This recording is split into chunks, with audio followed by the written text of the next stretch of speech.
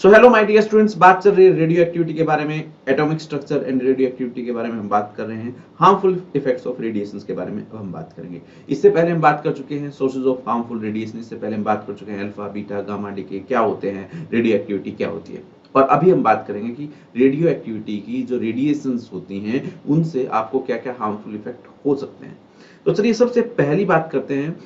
इनको हम तीन कैटेगरी में डिस्टिंग्विश कर सकते हैं: short term effect, long term effect and genetic effects. ये टोटली डिपेंड करते हैं कि आप कितनी देर के लिए किस तरीके से एक्सपोज हुए हैं रेडिएशन से। तो हमें पता है alpha, beta and gamma radiation biological damage आपको कर सकते हैं।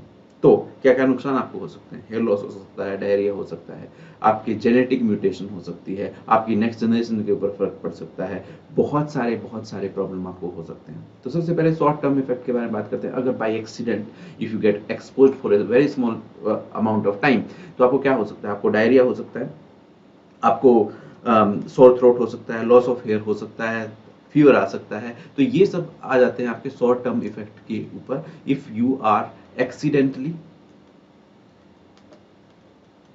एंड शॉर्ट टाइम के लिए एक्सपोज हुए हैं।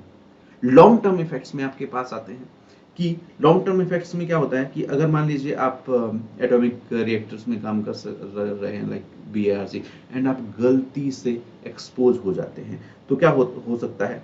ठीक है, देन सेकेंड टाइप या फिर थर्ड टाइप ऑफ इफेक्ट हो सकते हैं। लॉन्ग टर्म इफेक्ट्स में आपको क्रॉनिक केस हो सकते हैं, एक्सपोजर।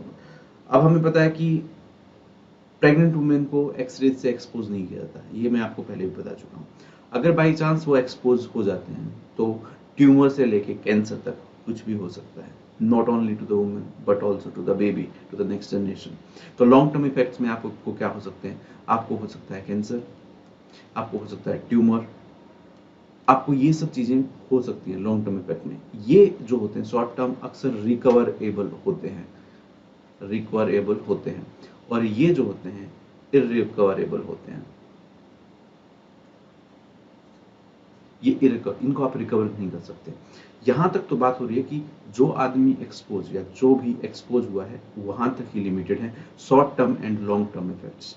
बट अगर एक प्रेग्नेंट वुमेन अगर एक्सपोज हो जाती है तो उसमें जेनेटिक प्रॉब्लम आ सकती है। आपके जो जीन्स होते हैं वो म्यूटेट कर जाते हैं, म्यूटेशन हो जाती है, जिससे आपका डीएनए आरएनए चेंज हो सकता है। गामा रेज आपकी बॉडी को तो पेनिट्रेट कर ही सकती हैं, but they can kill the cells also.